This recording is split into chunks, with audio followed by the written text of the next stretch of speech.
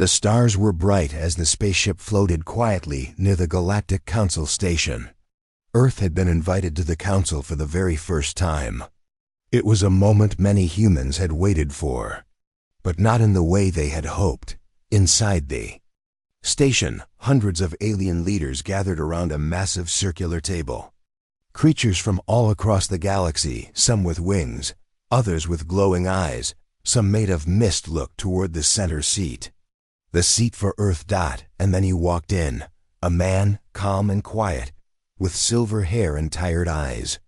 His name was Dr. Aiden Cross. He wore no armor, no medals.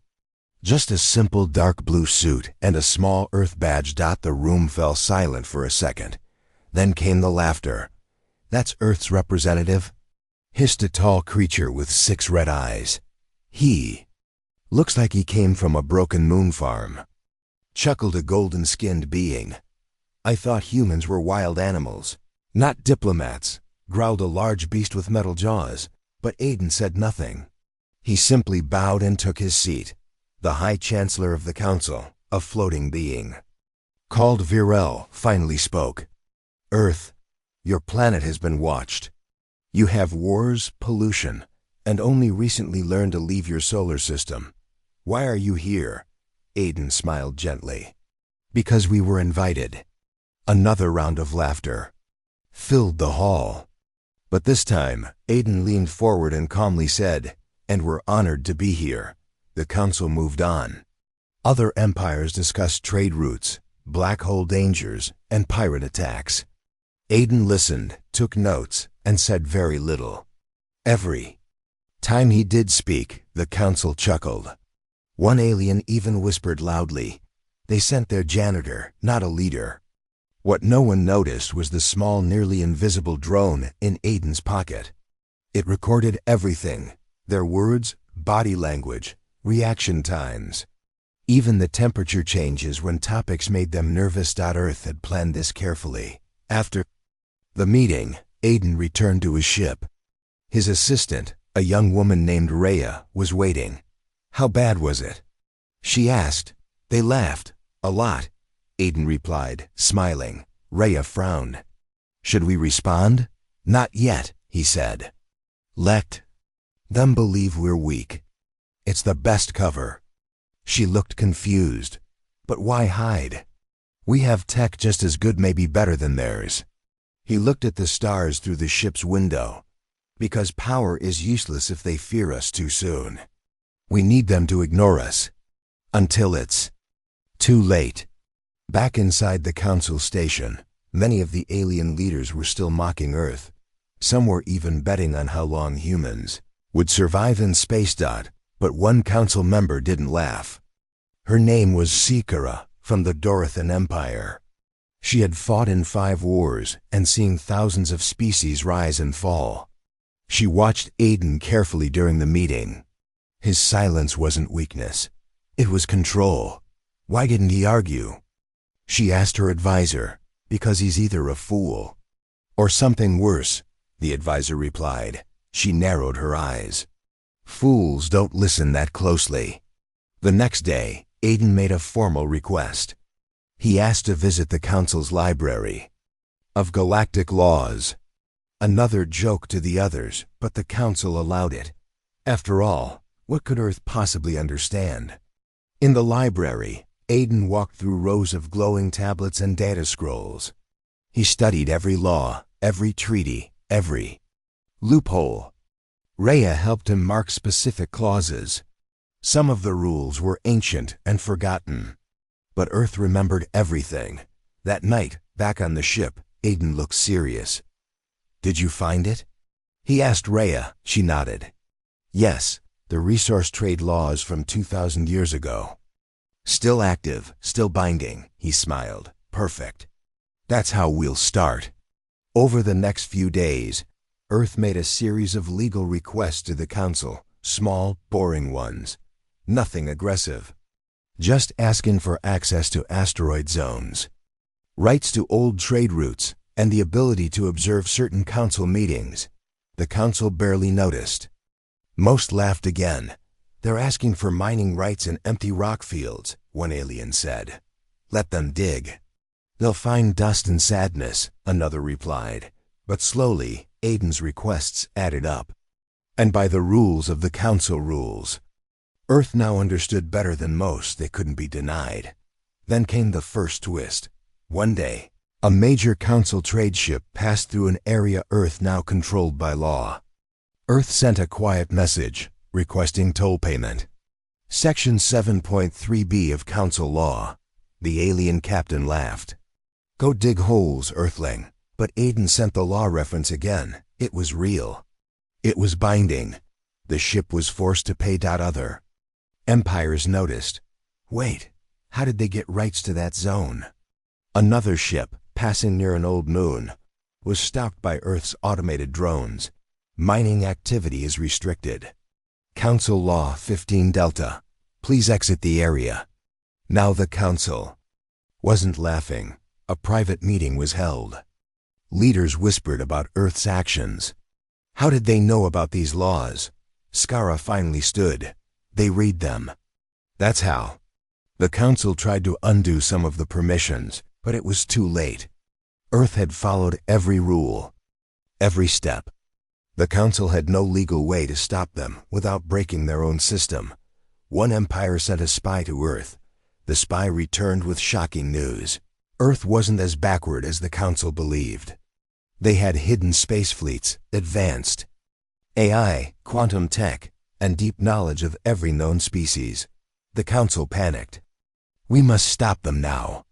But Aiden made his next move. He offered to help the Council modernize its laws.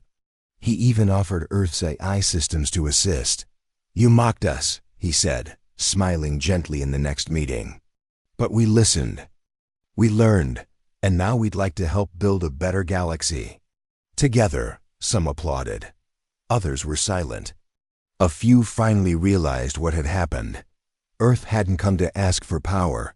They had come to take it, piece by piece without firing a single shot. Deep inside the Galactic Council station, a secret meeting was taking place.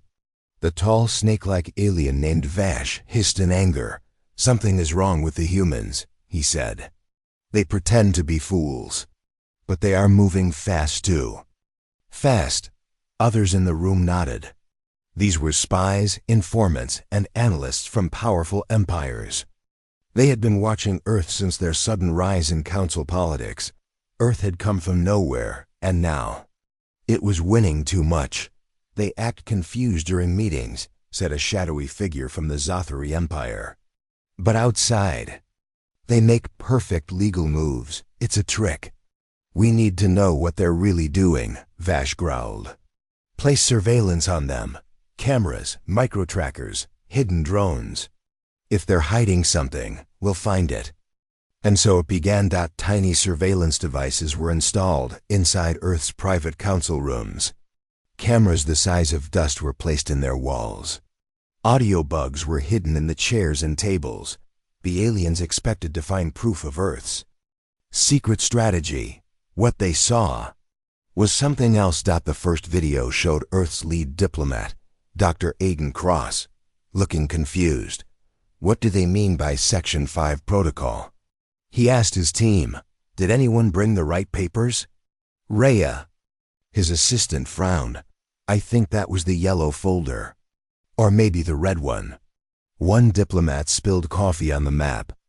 Another was arguing over which planet belonged to which trade zone. From the hidden camera's view, the humans looked disorganized, lost, dumb. The council spies laughed. They're idiots, said the Zothari spy. No need to worry. But Vash wasn't so sure. Keep watching. For several days, they recorded more. Earth's team asked silly questions in public. They wrote notes on paper instead of digital pads. They brought the wrong documents to meetings, yet despite all this, Earth kept gaining power. Trade routes, territory, influence. How? The answer came late one night. Vash was reviewing the footage again. But this time, he noticed something odd. In one video, Dr. Cross knocked over a data pad. Everyone looked confused. But on the pad screen, barely visible, was a perfectly organized list of council weaknesses, a strategy chart, a map of alliances. Vash paused the video and zoomed in. It was all fake. The mistakes, the confusion, the spilled coffee. It was a performance. They're pretending, Vash whispered. Every move is an act, he called for the others. Together, they reviewed more footage. And slowly, the truth became clear. Behind closed doors, Earth's team spoke clearly and carefully, but only when they thought no one was watching. In one clip, Rhea said, "The camera in the left corner is still blinking. Let's give them a good show." Aiden nodded. "Make sure the folder's color is wrong again. They love that." The spies were shocked. Earth knew they were being watched, and they used that knowledge to control the narrative. "They played us," Vash growled. "They knew we would spy, so they became what we expected: dumb, weak, lost. But in truth, they were 3 steps ahead." Panic spread through the council. Some called for a public investigation. Others demanded Earth be removed. But again, Earth had already made its move. The next day, Dr. Cross stood before the council chamber with a calm face. "Esteemed members," he said, "we wish to request observation rights for several abandoned systems. As per Council Law 41A, we believe these zones are currently unused." The council didn't have enough evidence to deny the request. "Very well," said Chancellor Virel. "Granted." As the meeting ended, Escara, the war leader from the Dorothan Empire, approached Aiden. "You fooled them," she said. Aiden smiled politely. "Fooled who?" "You know what I mean." He tilted his head. "I only follow the laws. Is that foolish?" She narrowed her eyes. "It's dangerous." Aiden stepped closer. "So is underestimating Earth." Back in their ship, Rhea laughed. "They still think we're dumb," she said. "No," Aiden replied. "Now they're afraid. But they can't stop us because we did everything by the book." While they were laughing, we were learning. Rhea looked at him seriously. "What's next?" He tapped the window, pointing toward a glowing star in the distance. "That system has a lost fleet, ancient weapons, technology no one claimed, because of a broken treaty." "And we claimed it yesterday," Rhea smiled. "Yes," Aiden said. "And by next week, they'll realize it." A red alarm flashed across the Galactic Council's central defense hub. "All systems just went down," shouted a green-scaled technician with wide yellow eyes. "What do you mean down?" barked Admiral Trell, leader of the Council's security. "Network, I mean everything. Communications, sensors, satellites, defense fields. All dark, dead, frozen." Panic rippled through the control room. This had never happened before. The Council had the most advanced defense grid in the galaxy. 10,000 years of upgrades. Shields, scanners, lasers all offline. "Check for intrusion," Trell snapped. "Who attacked us?" The technicians ran scan after scan. There were no traces of a virus, no signs of enemy contact. Nothing. Trell clenched his claws. "Systems don't fail like this without a reason. Someone did this." But the system came back online within 15 minutes. No damage, no files stolen, no ships lost. Just silence. Then normal again. The Council tried to forget it, but they couldn't, because it kept happening. Quiet shutdowns. Strange flickers. Moments of blindness, always short. Always untraceable. Meanwhile, back on Earth's diplomatic ship, Rhea sat with a group of young students, all under 25. They were smiling, relaxed, and drinking coffee. "We did it again," said one of them proudly. "Hit 6 satellites in Sector 19. Their sensors went dark for 12 minutes. "Nice," another student grinned. "And no alarms triggered?" "None. We used the decoy packets like you showed us." Rhea nodded. "Good work. Remember, the goal is silence. We don't destroy. We show them how blind they really are." At the corner of the room, Dr. Aiden Cross entered. He looked at the students and smiled. This is what they never expected, he said. Our greatest weapon isn't the ship. It's our minds. One student looked nervous. What if they find out it's us? Aiden's voice turned cold. They won't, because they're still too busy laughing at us. Back in the council hall, an emergency meeting was called. Leaders of 37 species gathered. These attacks are invisible, said Vash. It's not hacking. It's not sabotage. It's something new. Iskara leaned forward. Who has the tech to do this? No one answered. But then someone mentioned Earth. They've been gaining power, whispered one leader. Another laughed. Earth? Please, they still print paper books. But Skara wasn't laughing. They asked for observation rights on many of the satellite zones recently, she said. And the attack started right after that. The room fell silent. Vash stood up.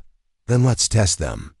Place a decoy system in one of those zones, something important looking. But fake. The plan was set. A massive data array was placed in Sector 23 disguised as an energy core. It was just empty metal and light shows. And then they waited. Back on Earth's ship, Rhea reviewed the sector map. They placed something new in 23. She said, they want us to attack. Aiden smiled. Then we won't. The students looked confused. But it's a trap. Exactly, he replied. So we'll give them something else to think about. That night, 10 council cargo ships lost navigation at the same time. Their autopilot systems spun them in circles.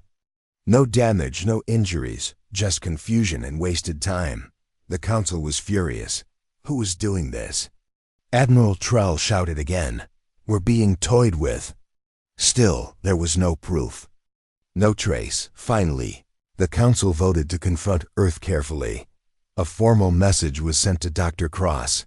Greetings, Earth. We request your assistance in reviewing some recent technical issues across several sectors. Your AI teams have shown interest in these zones, and we'd appreciate your knowledge. It was polite, but filled with suspicion. Aiden read it, then smiled. Rhea, prepare a full technical report. Include suggestions, offer to help, even send a few engineers. You sure? Yes, he said. Let's play their game but with cleaner hands. Days later, Earth engineers arrived at the council's tech hub, young, smiling, helpful.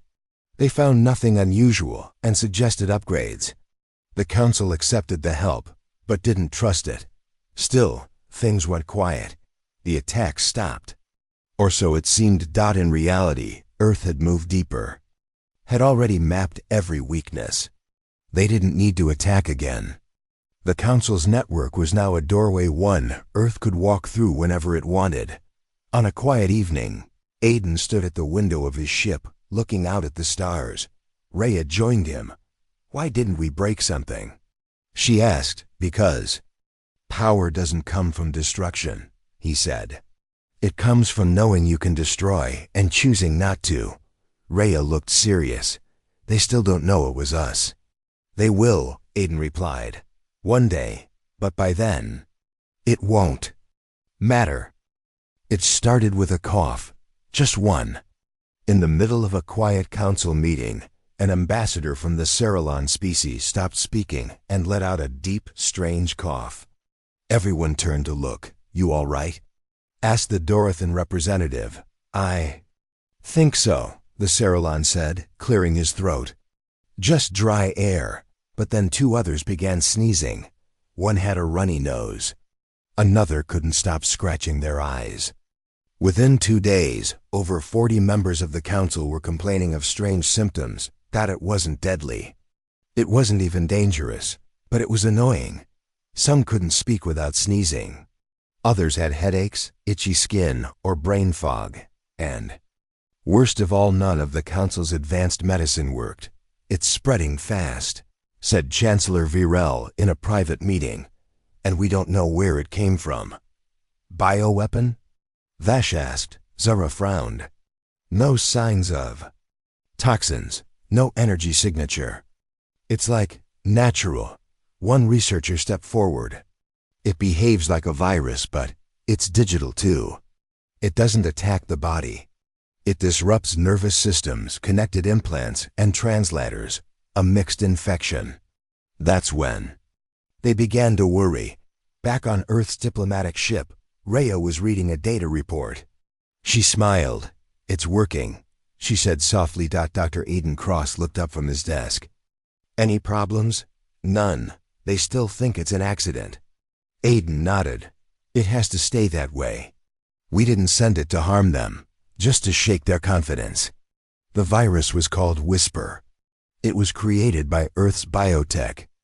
Students, half organic, half code. Whisper didn't kill. It simply irritated. And it only worked on species with high-tech implants, which was nearly everyone on the council. Rhea continued. "Most are blaming dry station air or ancient dust." "In the vents," Aiden smiled. "Let them." Meanwhile, the council was falling into chaos. Meetings were delayed. Diplomats argued over symptoms. One ambassador forgot an entire speech mid-sentence. "I can't think," he shouted. "My mind is fog." Medical teams searched every room, tested every surface. Nothing helped. Then, Earth made its move. Aiden sent a message to the council's health board. "We noticed several members looking unwell," he wrote.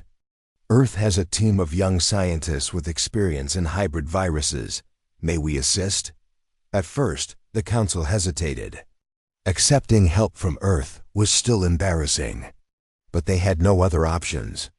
The illness was spreading to ships, embassies, even personal eyes. They agreed. Earth's team arrived within hours, calm, professional, kind. The team brought herbal packs, light-based scanners, and anti-static gel, all harmless and all effective. After just 2 days, symptoms started to disappear. "Remarkable," said the council's chief doctor. "Their methods are primitive, but they work." Rhea and the team bowed politely. "We are happy to help." And just like that, Earth became the hero. News spread that humans had saved the council from a mysterious biodisruption. Earth gained respect. They were invited to more meetings, more research circles, and even a special health advisory group. But behind the scenes, the truth was different. Rhea met Aiden in the lower deck of their ship. Whisper responded exactly as planned. She said, "And we now have full access to their biological systems. Every empire's immune weaknesses, implant codes, and brain interface data."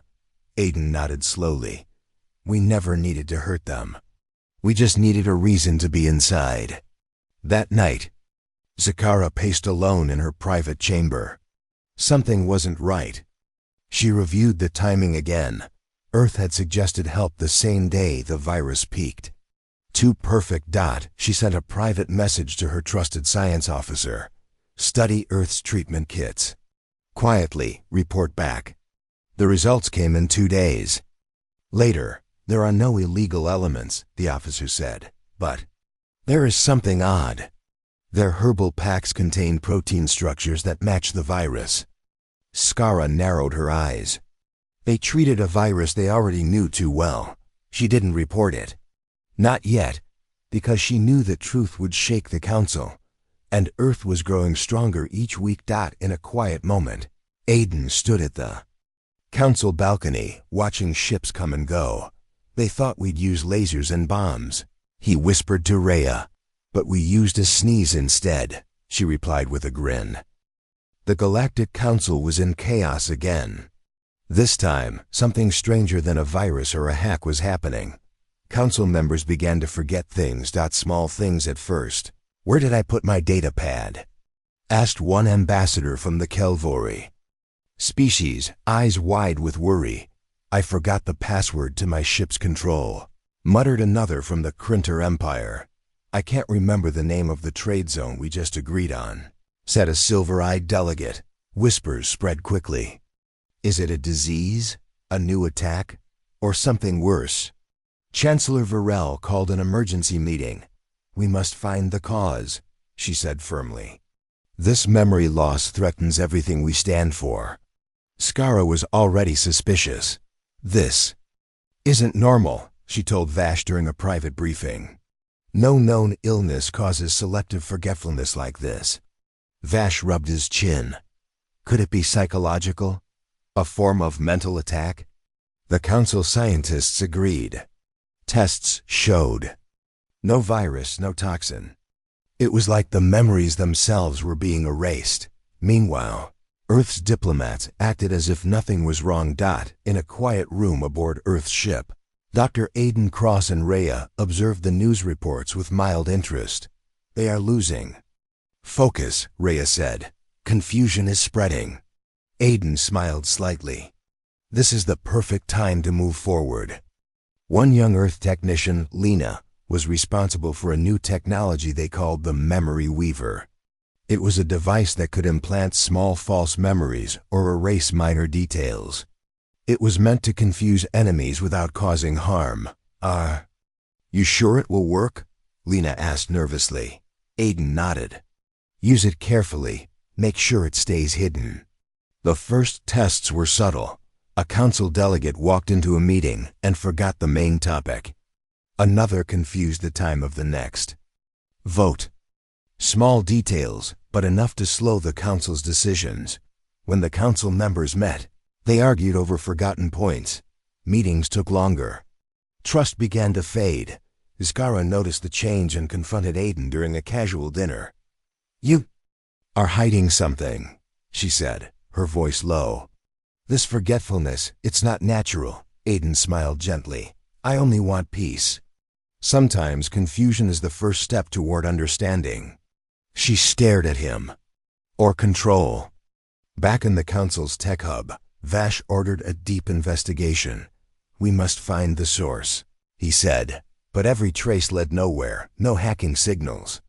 No physical devices, yet every day, the council members forgot more. Finally, Varel called. A meeting with all leaders. We face an invisible enemy, she said. One that steals our memories. Aiden stood and spoke quietly. Council, you have many enemies. But you also have rules that bind us all. We ask to help you regain your focus. Let us share our technology. The council was desperate. Reluctantly, they accepted Earth's help. Earth's technicians deployed memory weavers that restored some lost memories and gently confused others. Creating a balance, Skara watched this closely. This isn't a cure, she said to Varel. It's a game. They control what we remember and what we forget. Days later, Skara found a hidden file in council records. It was a series of subtle messages implanted in key delegates, small suggestions to distrust allies, forget certain laws, and misplace important data. She confronted Aiden once more. Why? Are you doing this? She asked. Aiden looked calm. Because you forget that power is not just in strength, but in the mind. We did not break your laws. We used your own rules to guide you, to prepare you. Skara frowned.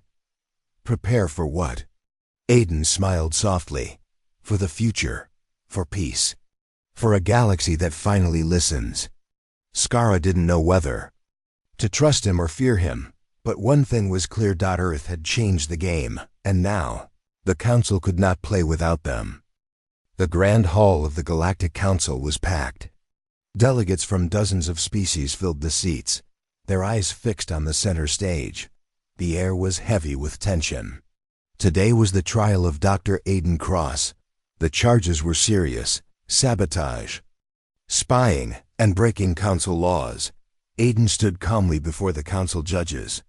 His face showed no fear. The chief prosecutor, a fierce alien with 4 arms and sharp eyes, stepped forward. Dr. Cross, you stand accused of deceit. You used tricks to gain power and control. How do you plead? Aiden's voice was steady. Not guilty. Gasps and murmurs filled the room. The prosecutor started presenting evidence: videos of Earth's secret meetings, intercepted messages, proof of legal loopholes Earth exploited. Your methods were dishonest. The prosecutor said angrily, you hid your true plans. You made the Council look like fools. Aiden raised a hand. I only used your laws, your rules, to prove a point. The defense began. We did not break the law, Aiden explained. Every step we took was written in your own books. If you allowed these rules, it was your choice. One judge, an old reptilian named Kor, leaned forward. Is it justice to follow rules, but use them to harm others? Aiden smiled gently. Justice is fairness. We followed fairness. You judged us before we spoke. The prosecutor tried to shake him. You admit to using deception, Aiden nodded. But deception is not crime when it reveals truth. You ignored Earth because you thought us weak. We showed you strength. Suddenly, Aiden brought up examples from other council members. Many of you hide war crimes, illegal trades, and broken treaties. If we are guilty, so are you. The courtroom was silent. Skara, the war leader, stood.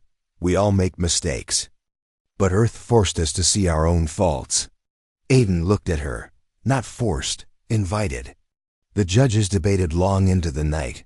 Some wanted to punish Earth harshly. Others saw wisdom in their actions. Finally, Chancellor Virel spoke.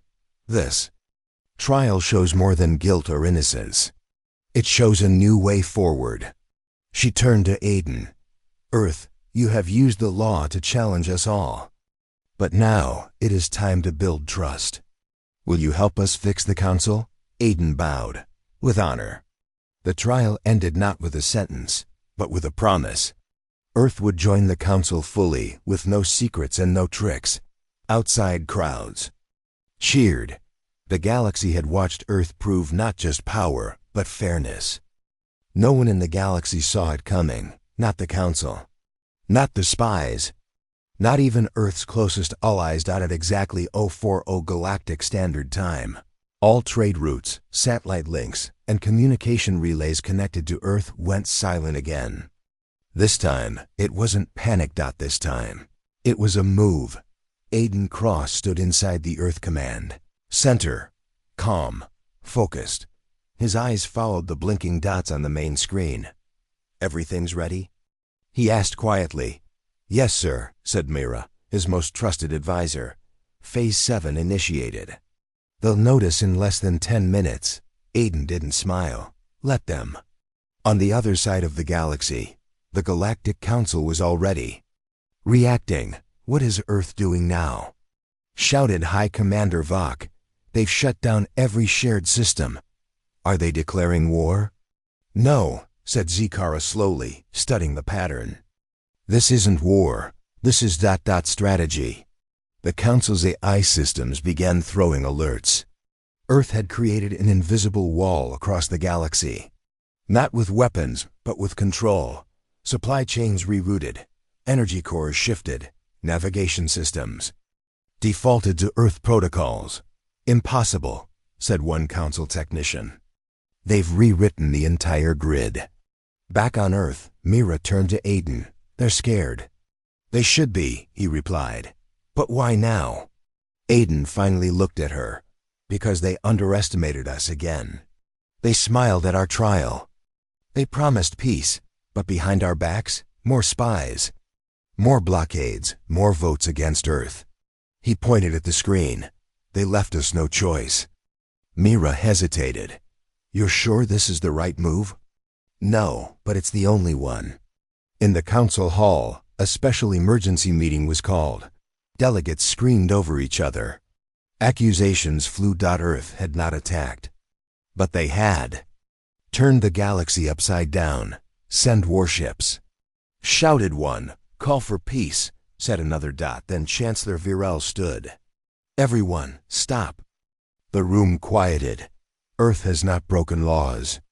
They haven't fired weapons, yet they've shown more control than any of us. She turned toward the center, where a hologram flickered on. It was Aiden Cross. He didn't wait for greetings.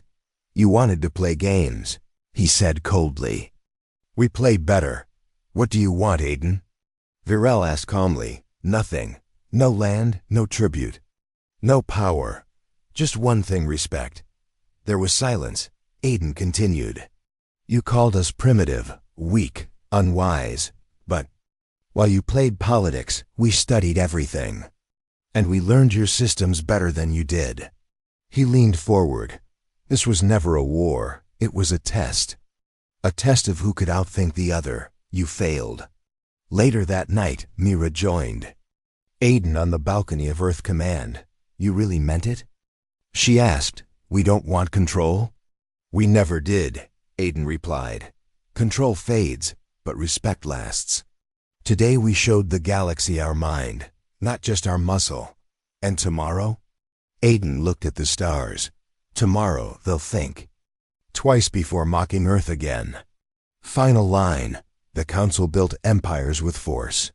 Earth broke them with one perfect move, a masterstroke of the mind. The Council meeting was silent, not tense, not chaotic. Just ...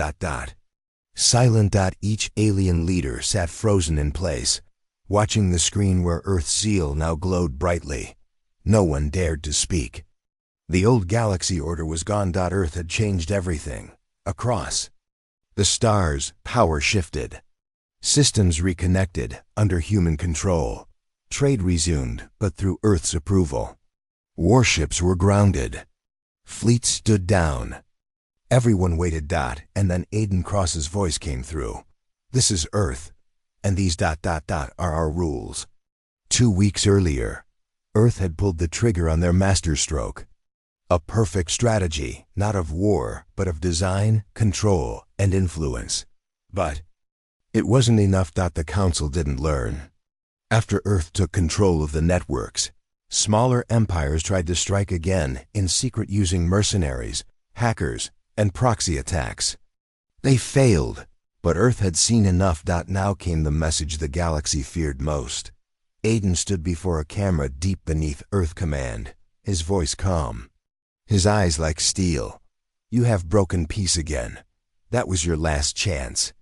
At the same moment, a coded signal reached over 1,200 outposts. Earth's sleeper satellites activated, new rules deployed. Gravity routes rerouted. Star maps rewritten. Every species woke up to one screen. "Welcome to the Galactic Network." Controlled and secured by Earth. On Zarni's Prime, General Kor shouted, "They've locked our jump gates." On Valther's moon, Chancellor Dalek whispered, "Even our banking system reports to Earth now." No one knew what was coming next. Inside Earth Command, Mira stepped up beside Aiden. "It's time," she said. He nodded. "Is the Unity broadcast ready?" "Yes, every system, every race, every language." Aiden took a deep breath and stepped forward. This wasn't about revenge, not anymore. It was about order. Real, last in order. "Citizens of the galaxy," he began. "For too long, the powerful have ruled with threats. Wars destroyed millions. Votes favored the few. And Earth was treated like a joke." He paused, "But we watched. We learned. And when the time came, we acted. The screen changed. Charts appeared, maps, proof. Earth had stopped over 78 conflicts in the last month alone, without firing a single shot. No more bribes, no more backroom deals. From now on, peace is enforced by a single set of rules. Our rules." He leaned closer. "And if you don't like it, try us." In the council chamber, Varel stood up. "This cannot last," she said. "We will not be ruled like slaves." Skara looked at her quietly. Ruled? Or finally guided? Everyone turned to her. Earth hasn't killed a single citizen. They've restored peace. And the only thing they've asked for is stability. She looked out the window at the stars. Maybe they deserve this moment. Back on Earth, Mira looked out across the command room. "Do you think they'll accept it?" she asked. "They don't have a choice," Aiden replied. "But more than that, I think some of them want it. Deep down, they're tired of the chaos." He turned to her. "That's why we make sure our rules are fair. Strong, but fair." Mira smiled. "So Earth is the new council?" "No," Aiden said softly. "Earth is the reminder. that when pushed too far, even the quiet ones can change everything. Months passed. Galactic crime dropped 92%. Trade reached record highs. Civil wars ended before they started. And on every station, in every system, a message was printed on the wall. Peace isn't given. Peace is enforced. Earth Command. The galaxy didn't just fear Earth now. It respected it. Final line.